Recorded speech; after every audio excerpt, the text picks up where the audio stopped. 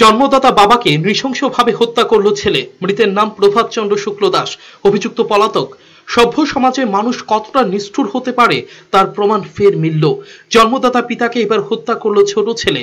ঘটনা আরকেপুর থানাধীন উদয়পুরের খিলপাড়ার ভাঙ্গারপাড় এলাকায়। ঘটনা শনিবার রাতে। সেই সময় বাড়িতে বাবা ছেলে ছাড়া অন্য কেউ ছিল না। অভিযোগ দুজনের মধ্যে বচসার জেরেই এই কাণ্ড। ছোট ছেলে দেবাশিস ভোজালি দিয়ে জন্মদাতা পিতা প্রভাত চন্দ্র শুক্ল দাসকে হত্যা করে। ঘটনার খবর পেয়ে ছুটে আসে পরিবারের অন্য সদস্যরা। আমাদের আরকেপুর থানাতে একটা টেলিফোন যায় যে এখানে ভাঙ্গারপাড় খিলপাড়া ভাঙ্গারপাড়ে যে একজন ছেলে তার বাবাকে স্টেপ করেছে, আঘাত করেছে। যে লোকটিকে আঘাত করেছে তার নাম হলো প্রভাতচন্দ্র শুক্ল দাস। ওনার বয়স হলো 57। ওনার বাবার নাম হলো অশ্বিনী কুমার শুক্ল দাস, বাড়ি খিলপাড়া ভাঙ্গারপাড়।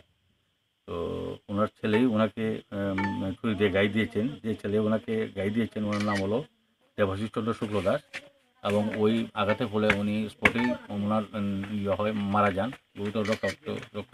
আমরা এখানে এসেছি, আমরা তদন্ত স্টার্ট করেছি এবং সেখানে আমরা কমপ্লেনও নিয়েছি এবং প্রাথমিক ইনভেস্টিগেশন চলছে এবং আমরা। এদিকে অভিযুক্ত দেবাশিস পালিয়ে যায়। পুলিশ মামলা নিয়ে তদন্তে। ঘটনায় এলাকায় চাঞ্চল্য ছড়িয়েছে। ব্যুরো রিপোর্ট, চ্যানেল 3 রাত।